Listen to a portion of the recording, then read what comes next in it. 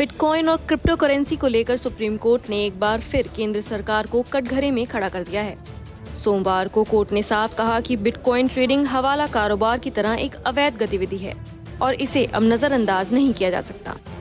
Justice Suryakant और justice N Koteshwar Singh की पीठ ने कहा, क्रिप्टो करेंसी के लिए देश में एक समांतर अंड मार्केट तैयार हो चुका है जो सीधे तौर पर देश की अर्थव्यवस्था को प्रभावित कर रहा है। कोर्ट ने केंद्र की ओर से पेश हुई additional solicitor general Aishwarya Bhati से सवाल किया, आप क्रिप्टो करेंसी को रेगुलेट करने के लिए स्पष्ट नीति क्यों नहीं बना पा रहे? बेंच ने कहा कि अगर सरकार क्रिप्टो करेंसी को रेगुलेट करे तो वो इस व्यापार पर निगरानी रख सकती है और धोखाधड़ी पर भी लगाम लग सकती है। सुप्रीम कोर्ट ने सरकार को याद दिलाया कि करीब 2 साल पहले ही कोर्ट ने भारत में डिजिटल करेंसी को लेकर नीति पर स्पष्टता मांगी थी, लेकिन अब तक सरकार कोई ठोस फ्रेमवर्क नहीं ला सकी। कोर्ट ने इस चुप्पी को एक अहम मुद्दे पर आंखें मूंदने जैसा बताया। कोर्ट ने साफ कहा, हम आपसे ये नहीं कह रहे कि बिटकॉइन ट्रेड पर पूरी तरह रोक लगा दी जाए। आपने पहले ही कहा कि क्रिप्टो करेंसी को अवैध नहीं माना गया है और इसे बैन करना अर्थव्यवस्था के लिए नुकसानदेह होगा।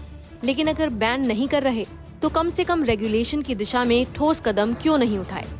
ये टिप्पणियां गुजरात में चल रहे एक केस की सुनवाई के दौरान आई, जिसमें आरोपी शैलेश बाबूलाल भट्ट की जमानत याचिका पर विचार हो रहा था। भट्ट पर देश के कई राज्यों में क्रिप्टो धोखाधड़ी और किडनैपिंग के गंभीर आरोप हैं। सरकार की ओर से कहा गया कि भट्ट बिटकॉइन के बड़े व्यापारियों में से एक था और हाई रिटर्न का झांसा देकर लोगों को ठगा। वहीं आरोपी के वकील मुकुल रोहतगी ने कहा कि भारत में बिटकॉइन ट्रेडिंग अवैध नहीं है। उन्होंने 2020 में सुप्रीम कोर्ट द्वारा आरबीआई के प्रतिबंध को रद्द किए जाने का हवाला देते हुए कहा कि कानून के अभाव में भट्ट की गिरफ्तारी गलत है।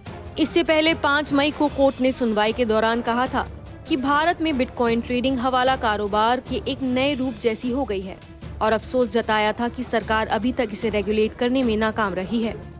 गौरतलब है कि भारत में क्रिप्टो करेंसी को अब तक कानूनी मान्यता नहीं दी गई है, लेकिन न ही इसे पूरी तरह बैन किया गया है। सरकार क्रिप्टो से होने वाले मुनाफे पर 30% फ्लैट टैक्स लगाती है और हर ट्रेड पर 1% TDS भी वसूलती है। आरबीआई कई बार क्रिप्टो निवेश से जुड़े जोखिमों को लेकर चेतावनी दे चुका है और 2021 में एक ड्राफ्ट बिल भी तैयार किया गया था, लेकिन वो आज तक संसद में पेश नहीं हुआ है। जुलाई 2023 में सुप्रीम कोर्ट की एक अन्य बेंच ने केंद्र से पूछा था कि क्या वो क्रिप्टो से जुड़े अपराधों की जांच के लिए एक अलग एजेंसी बनाएंगी। कोर्ट ने तब भी कहा था, ये दुर्भाग्यपूर्ण है कि भारत में डिजिटल करेंसी के लिए ना नीति है, ना जांच के लिए कोई विशेषज्ञ एजेंसी। तो अब बड़ा सवाल यही है कि सरकार सुप्रीम कोर्ट की इस बार की सख्त चेतावनी के बाद क्रिप्टो करेंसी पर कोई कदम उठाएगी? क्या देश को एक स्पष्ट, पारदर्शी और सुरक्षित डिजिटल करेंसी नीति मिलेगी? इस पर सबकी नजर बनी हुई है। नमस्कार, मैं हूं मानक गुप्ता। अगर आपको हमारा ये वीडियो पसंद आया हो तो इसे लाइक और शेयर जरूर करें और हाँ, हमें सब्सक्राइब और फॉलो करना ना भूलें ताकि आप देश और दुनिया की कोई खबर मिस ना करें। तो जुड़े रहिए हमारे साथ और देखते रहिए न्यूज़ 24।